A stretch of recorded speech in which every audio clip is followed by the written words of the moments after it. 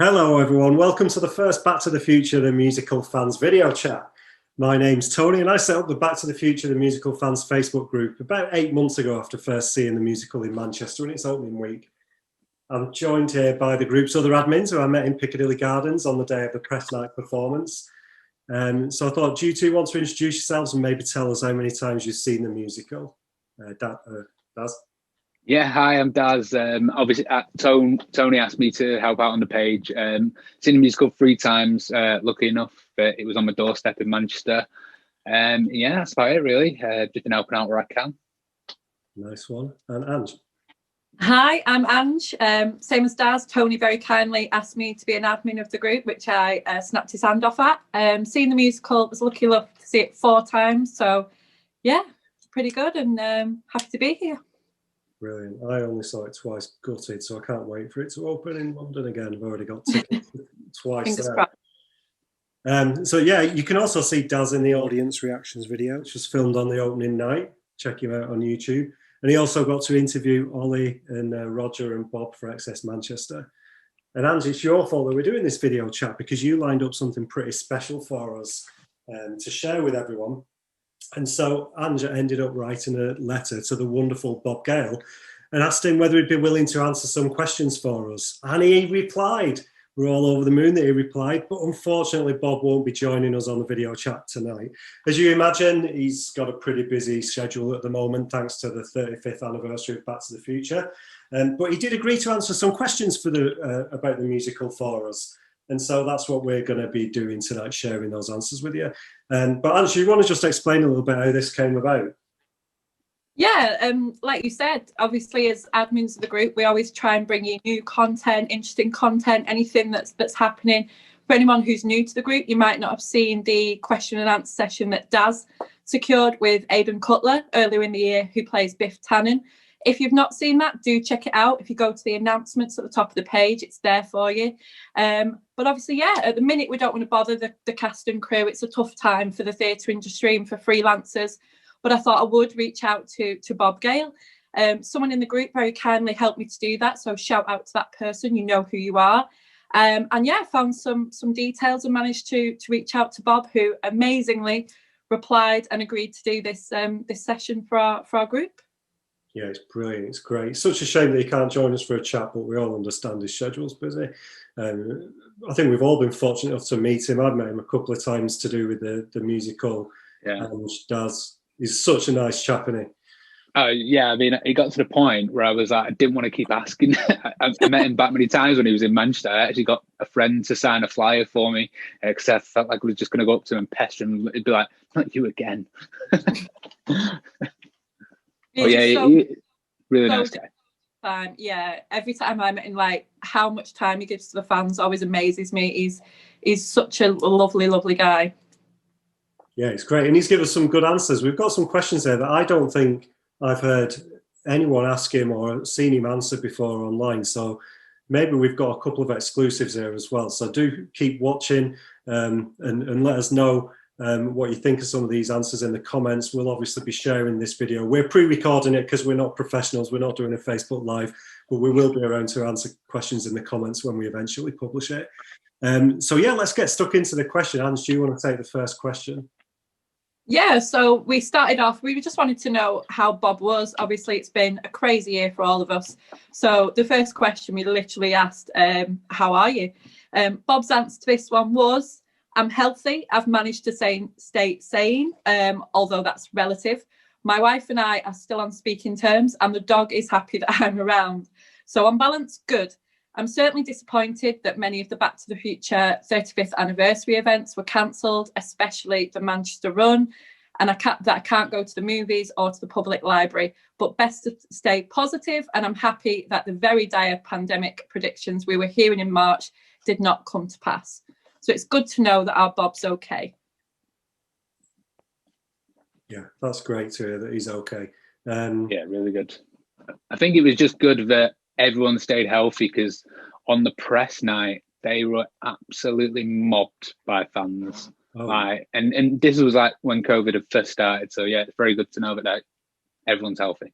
Yeah, I remember it was just kicking off and I was travelling up to Manchester. I wasn't sure whether I should do, and you're in a crowded space and there's just everyone around, you know, fully expecting him. I think a couple of the actors went a bit quiet as well after the show had stopped, and we were worried that like people might have caught it there, but it sounds like most folks were okay. Daz, do you want to take the second question? Oh, sorry. I'll take the next question. And so we did ask on our Facebook group whether anyone, what they would ask Bob if they got the chance. And we didn't say we were going to write to him just in case he didn't get back to us. But he fortunately did. And someone on our Facebook group, Steve Harrison, asked what difficulties led to the 6-year delay in bringing Back to the Future, the musical, to the stage. Bob answered quite in some detail to this one. He said, we actually started developing the project in 2008 and it took us a few years to find a producer we liked. This was thanks to lyricist Glenn Ballard's work on Ghost the Musical. Glenn had high praise for producer Colin Ingram, so Colin came to California to meet with Bob Zemeckis and me. This was, I think, in 2012. We liked him a lot. He was very bullish on the project and he was clearly a big fan of the movie, so we went into business with him.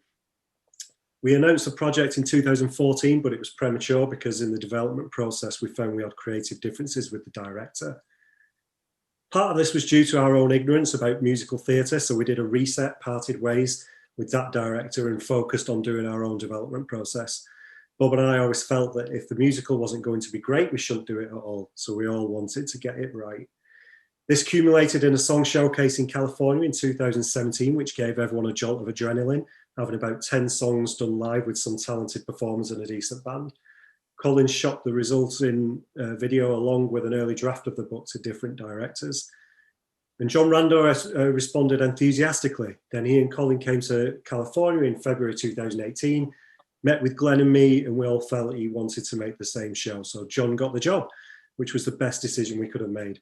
Once John was aboard, things moved forward at what we learned was a normal pace for theatrical musicals.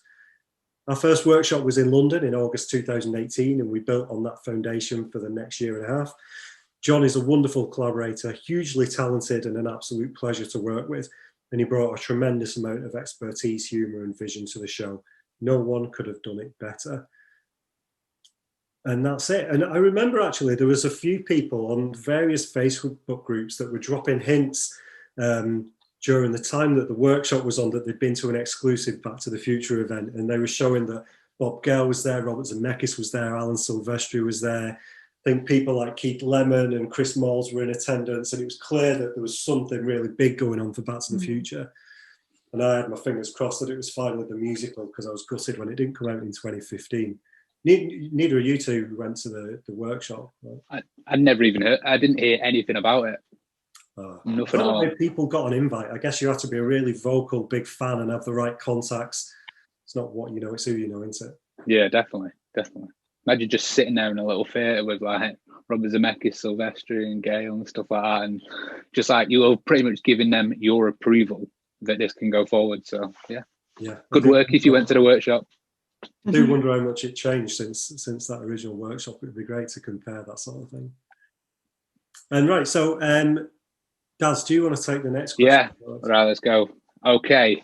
Matthew Nixon asks, how hard was it to bring something to the stage that had an established plotline and pretty much everyone had seen already, whilst at the same time reinventing it and making something new, exciting, and much like the original trilogy, so worthy of repeat viewing?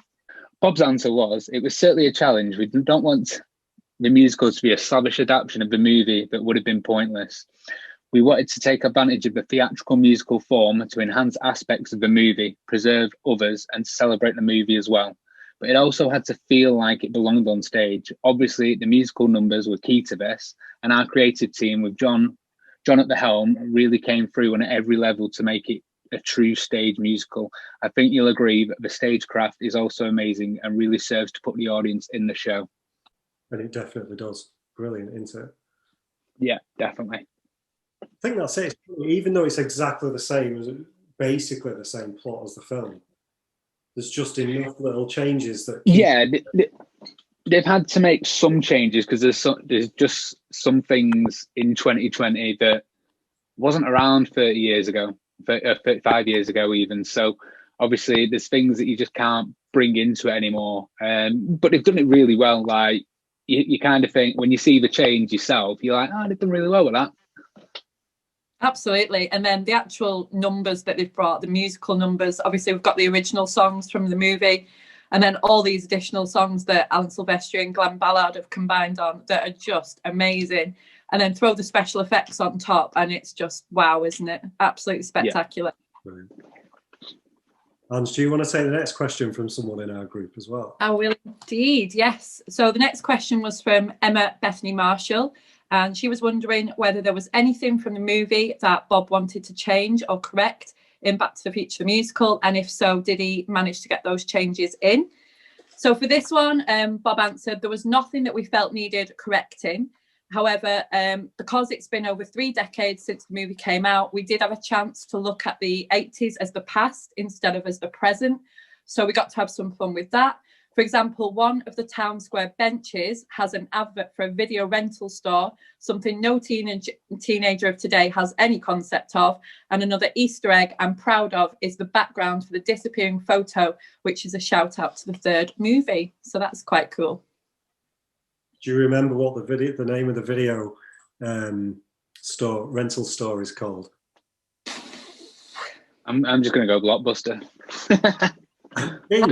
I don't know. If my memory serves me right, I think it's Fox Videos. I think the logo looks very similar to the Michael J. Fox Foundation.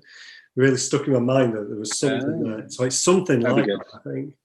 Interestingly, I was thinking about this and whether there was any changes. And I was like really, the second time I went to watch it, I was really paying attention, like enjoying it, but taking it all in, but also trying to absorb it because I didn't know when I was going to see it again. And I think that there is something that they've corrected in the musical. And so when Marty goes to play Johnny Be Good at the end, in the film, he says this is a blues riff in B. And people have pointed out on the internet before that actually the song that's being played isn't in B, it's in B flat. And when he says it in the musical, I'm sure that he said, this is a blues riff in B flat. Watch me for the changes and try to keep up. So I think they've actually corrected that. I think working on a musical, it would be the ideal time to actually get people pointed out. You said it's in B and it's in B flat. So I think there might be a little thing that they fixed there. Ah. Good ears, Tony. Good ears. Okay, so the next question, this is one that I was really keen on watching. Like I say, looking at all the details, I noticed that they had some amazingly detailed sets and props, loads of stuff. I think I posted on early in the group, like a big list of all the props and details that I'd noticed. So go check that out. But I wanted to ask Bob, did the musical production team have special access to any of the movie production photos or original props from the movie? Or did they just have to do their research and source prop replicas just like us fans? And Bob says that he has a copy of the entire photo archive from all 3 movies in digital form. So I provided that and lots of material to the art department. I also had lots of research material from the 50s and 80s Americana, and I made sure that they had some of the books and imagery I'd collected. But they did original research as well and came up with lots of wonderful things.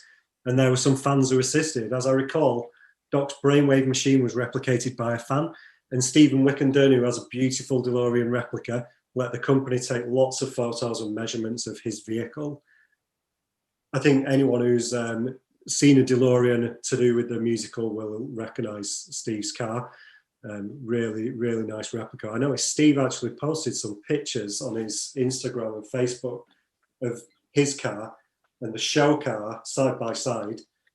And the stage car is actually a little bit smaller. DeLoreans are already pretty small, but the stage car is a little bit smaller. But the detail on that car is brilliant. Yeah, and shout out to the brainwave, Doc Brown's brainwave machine. That was actually made by a guy called Ian Robinson, who's actually in the group. So shout out to Ian. Well done for that. Good work, Ian. Absolutely, yeah. I would like one of them. Definitely. Right, I think next question. Let's have a look. Yeah, I think this question, this is one where I think a couple of people actually mentioned this in the group, and I've never heard anyone ask him or Bob refer to him. So this is a good one to get an exclusive on. Go on, Daz. Yeah, so many members of our Facebook group attended the official press night for Back to the Future, the musical in Manchester, and some believe the clock tower was struck by lightning when it was exactly 10:04 p.m. Was this something that was planned for the evening performance, or just an amazing coincidence? And believe it or not, Bob's actually said, "This is the first I've heard of this. If that really happened, it's pretty amazing. No way something like that could be planned. We'd have to have known how long the audience would applaud for out of all the numbers preceding that scene, how long it would have taken to everyone to get back in the seats after intermission. So yes, an incredible coincidence." So do we think it was a coincidence, or do you think it was just really well planned? I know what you're saying. I think they were probably aiming for it, and I am pretty sure I was at press night, and I'm pretty sure it was there or thereabouts. And like you said, Tony, I'm sure a few of the members of the group have said it was bang on 10:04. So I think they were aiming for it. I'm not sure I believe Bob on this one. Yeah. No, I mean it was bang on. I mean, like I said, we saw it a few times, and I'm pretty sure each night it was 10:04 or thereabouts. Definitely. Yeah, I know, like with them cutting some songs out from the previews, one of the songs, and changing some of the scenes, that the timing would have changed a little bit. But I like to think that someone somewhere in the production team had this brainwave that they could get it pretty close to 10:04. So it's a nice little touch for those evening performances. Yeah. And if it is just an amazing coincidence, then it's an amazing coincidence, and we all buzzed off it. Yeah, right. We're like, what time is it? It's 10:04. And another question that came up a couple of times, and I thought this is a good one to ask Bob. Is it true that you have a cameo role in Back to the Future, the musical, as the voice of the weather announcer on the radio? And if so, how did that come about? And Bob says, yes, that's me.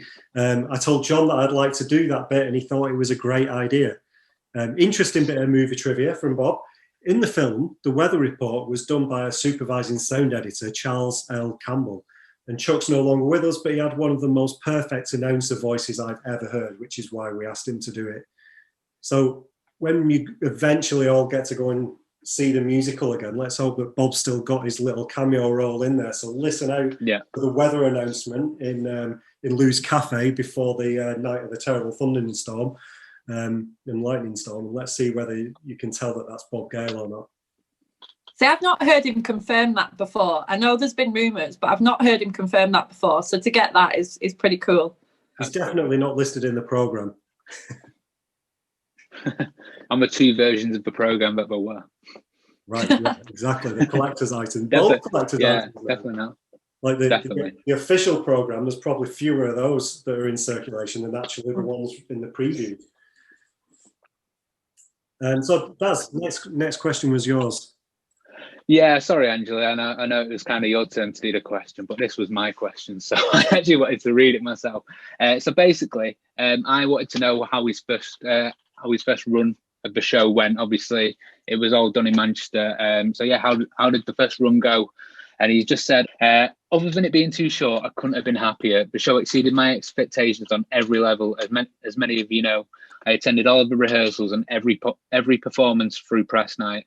So I watched it develop. However, Bob Zemeckis had not seen any of the final rehearsal we had seen in London at the end of January 2020, which was in a bare rehearsal space. So press night was the first time he'd heard any of the songs with the full orchestra, saw the sets and costumes, and experienced the full choreography and lighting. He was so overwhelmed, he literally had tears in his eyes at the end of the show. This was the highest praise possible. That's amazing. I can't believe that Bob Gale wasn't like taking little sneaky videos and sending them to him and like really sharing the progress as it went on. But it must have been a brilliant night for Bob Z. Mm. Yeah, I think Bob Z's probably said, I don't want to see any of it. I want to see everything on the stage. Because let's be honest, I mean, you don't get the full you don't see the full production unless you're actually in the theatre itself. I mean, you can see as many YouTube videos as you want, but unless you're actually there in the seat, you're not going to see how good it actually is. So I think he's done well to not see any of it before, because you're never going to get the full experience unless you see it in the theatre. Yeah, true. It was great to see them all on press night on the stage at the end, wasn't it?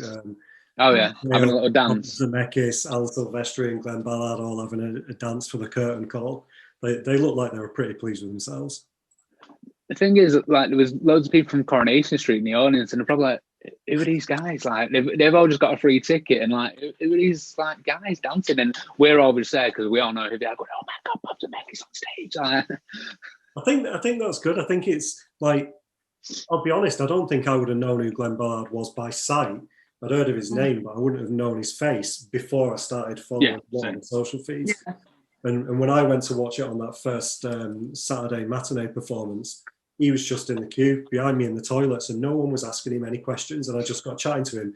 Such a nice guy. He was so genuine and so grateful that I was there to watch it and telling him what a great job and what a great time we were having. So I think it helps sometimes knowing who these people are and just being able to approach them and have a good chat without them being mobbed. yeah, I remember. Sorry, go on, Ange. It's same here. Like Glenn Ballard was sat literally right behind me on one of the shows, and like you said, no one was going up to him. And I went and asked for a photo and an autograph, and I was like, "Oh, I love what you've done. I love the songs. I love this. I love that." And he wasn't getting bothered at all. But I'm sure, like, come next year, a lot more people are going to know who he is now. Oh, London's going to be crazy, and so there's going to be so many more people who know who people are. I mean, with Glenn Ballard, all you need to do is put his name in Google and just have a look at some of the albums he's made, and written and produced. Like, I mean, it's not like small albums; they're massive albums. Yeah, and he's the reason that we got it in Manchester, isn't he? If you've heard Bob in other interviews, because of the Superstition and how well Ghost went when they launched that. That's the reason that we got it in Manchester, which is brilliantly lucky for us. But yeah, definitely. Well, I asked him on my interview with XS. Like, I asked why was it Manchester? Because I think everyone was a bit surprised when it started out in Manchester. Because, like I said, you're used to seeing it in London or New York and stuff like that. And Glenn Ballard had convinced Bob Gale that when he wrote Ghost the musical, it was such a big hit. That's where you need to start a musical. And funnily enough, us Manchester audiences took it and everyone loved it. And I think they ended up loving Manchester as well. Like when you hear Bob and Alan Silvestri's making a few comments that they just felt like they got such good hospitality in Manchester that I think is unrivaled. In the north, you got the good friendly people around, and like to 100%. See like Bob Gale walking through Piccadilly Gardens on his own without being mobbed, but just like really knowing his way around, and he like visited the library, and he's like, really, they must have really felt at home in Manchester after being there for a good few months for all those rehearsals and previews. Yeah. So I actually got them. Sorry, go on. Let's carry on. I was going to say we can sit and chat all night, but let's carry on. And maybe we will. Maybe we'll do another one. I know. A lot of views.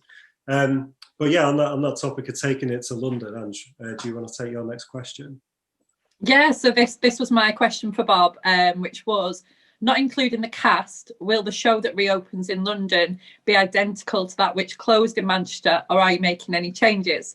So for this one, Bob answered, actually, if all goes as planned, the cast will be 90% the same, just a few changes in some of the ensemble players who got bigger roles in other shows. Our cast members can't wait to jump back into it. We don't plan any substantial change in content, just some tweaks here and there to make things a little better, and some adjustments due to the different dimensions of the Adelphi Theatre. Everyone was very happy with the Manchester production, as the audience reaction made clear. So if it ain't broke, don't fix it, which I love. So my question was because I knew that we'd lost Oliver Ormson, we've lost Gemma Revell, and we've lost Jake Small, who were the three ensemble characters. I think they've all gone to Frozen, have they? Yeah, they've all gone to Frozen. So I knew we'd lost them, so that's why I said not including the cast. And my concerns were, I've heard, and I don't know because I've never been, that the Adelphi Theatre is quite a small stage. So if anyone did see The Waitress or anything before that, throw us a comment below, because I'd love to know. I believe it's quite a small stage, and for all of us who've seen the show, they used every inch of that Opera House stage, didn't they? So I was a little bit concerned will they be able to pull everything off that they did in Manchester. But by the sounds of it, apart from a few little changes, there shouldn't be anything too big. Yeah, let's hope not. I know they're going to do a few weeks of previews, aren't they, again, I guess, to do some little tweaks and things like that. And they've got to get those set changes down so that they can hit 10:04 p.m. exactly when the clock tower strikes. I like to think that Bob will go into that wanting to do that now, saying, hey, I've heard that we're pretty close. Let's make sure we nail it. I do also think, I mean, they'll have had the Adele Theatre in mind from the get-go. I think they'll have said, look, we'll do 3 months in Manchester, we'll move it to the West End, and I think they'd already picked the theatre. So in regards to the size of the stage, I don't think it's going to be too concerning, because they'll have planned for that, I reckon. Yeah, there were some rumours very early on that that's where it was going to be. And if you listen to, there's an interview with John Rando, and he says, we got the theatre we wanted. And so I think, yeah, they must have had it in their mind, and they just adapt it to the stage. It'd be brilliant to see this go on tour and see what it can do at different stages as well, and see what it's like with different casts. I'm really looking forward to this over the next few years. I really hope it continues to do well. Ange, do you want to say the next one as well? This was your question too. Yeah, so I know loads of you in the group want to know this one, and every time I see the main Back to the Future musical pages post, this is always the biggest question that I see posted after it, and that was about knowing if there is going to be a cast recording, when and if that's going to be released. So for this one, Bob said there will be a cast recording, but given the uncertainties of our COVID world, we don't have that plan figured out just yet. So we're still waiting. And I know he recently did a chat on Mitch Garcia's page. So if any of you want to check that out, go over to Mitch's page. And he did comment on this a little more, but he said that all the musical studios are closed. So they do anticipate it won't be ready for that opening night, but they hope it'll be some months into the production. So unfortunately, it sounds like we've got a bit of a wait, but don't forget there are the 4 songs on the website that you can check out. So I just play them on loop all the time. It's going to have to make do for now, isn't it? Stop the video, stop the video, stop the video. Now, since we recorded this video last week, you probably saw the big news on Wednesday, October 21st, that Sony Music Masterworks confirmed they would be partnering with Colin Ingram to release the original London cast recording in early summer 2021. And Back in Time has been released as the first single. Now, importantly, the single is not a new cast recording, but rather a slightly more up-tempo remastering of the previously released track, which was used to promote the musical ahead of its Manchester run in February. So, while it was great to get this confirmation, we're still looking forward to hearing some new recordings next year. Okay, on with the video. Thank you. I should see me when I'm putting my washing out. Just mad to it. Yeah, let's hope they can release that. I know he said in a previous interview he really wanted people to be able to buy the CD.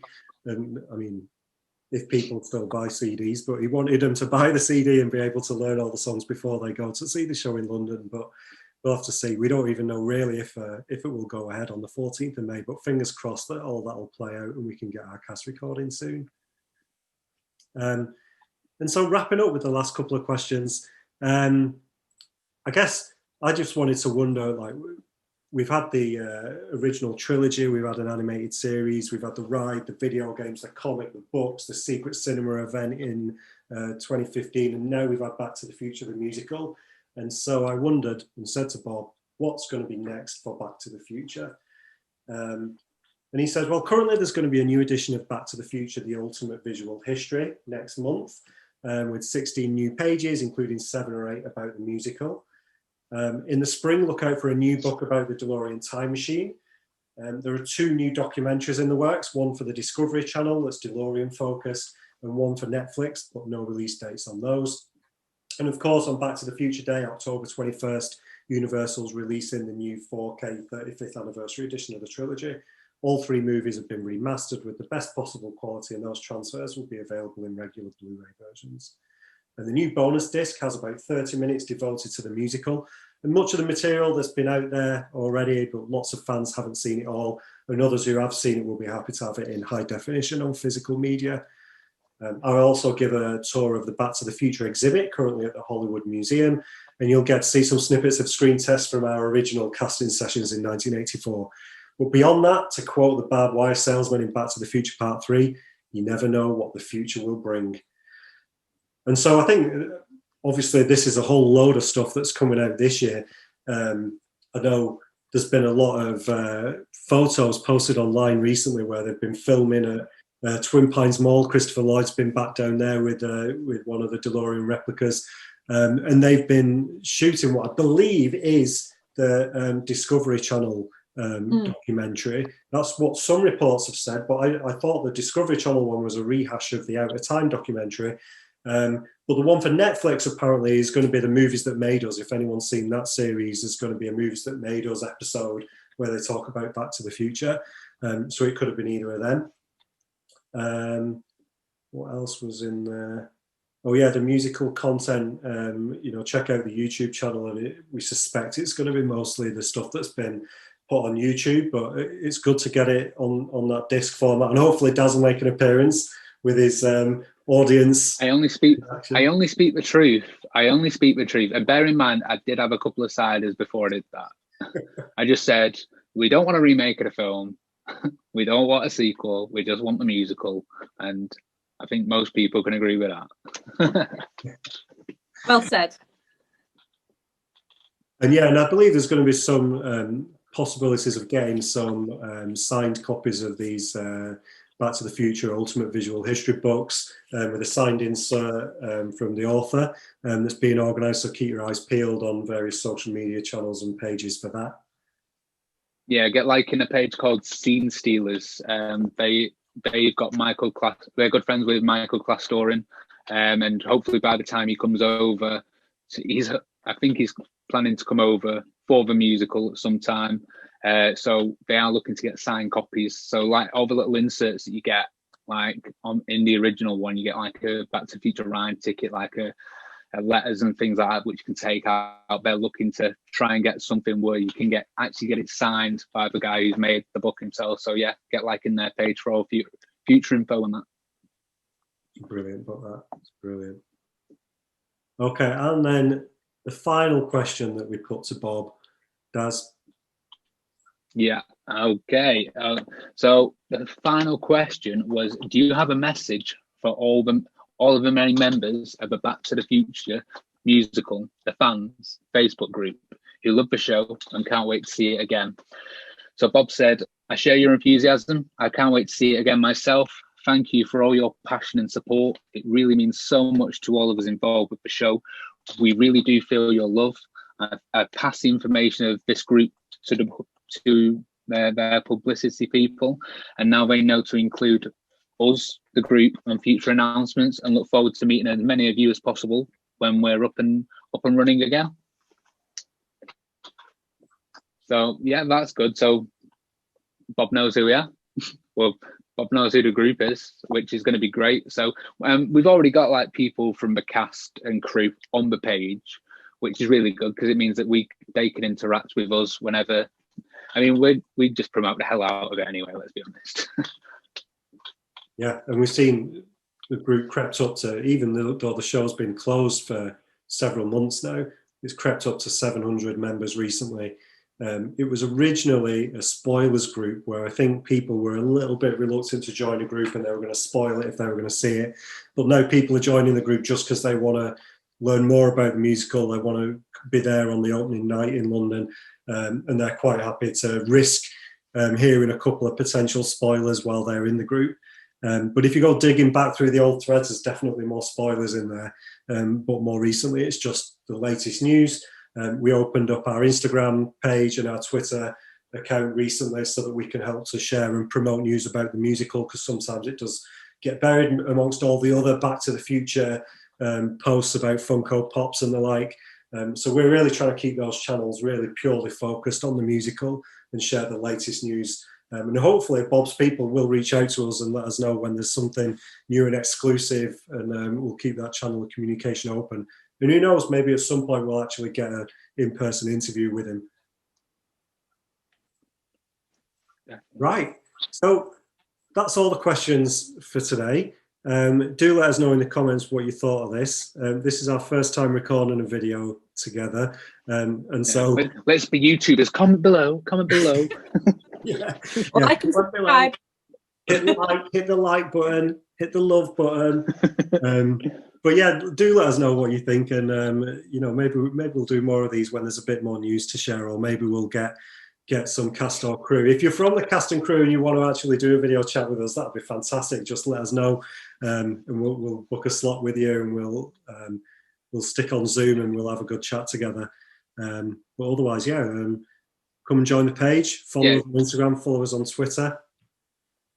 Yeah, because that's what the page is all about. It's all about a bit of fun, people loving what they love, and we're just having a good chat about what we love. And this musical is going to be huge, like Tony said, for the next few years. Hopefully, all going well. We'll all be there May 14th.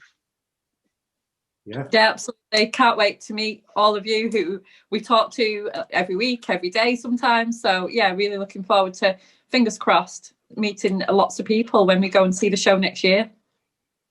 absolutely. So yeah, do come and join the group, and let us know if you're going to be there on opening night, and hopefully we'll see some of you in London. Fingers crossed for the first night, 14th of May, London, Adelphi Theatre. Be there or be square. Be square. But we are looking, we are looking to try and do something on the opening night. We're going to look for a bar or something that we can just arrange a massive meetup for everyone. So hopefully it'll fit 700 people, because I imagine that's we might have more members by then, so we might need to make it bigger. But yeah, we're going to try and do something for opening night where everyone can just congregate and wear the face mask together, and we'll be all right. Sounds good. All right.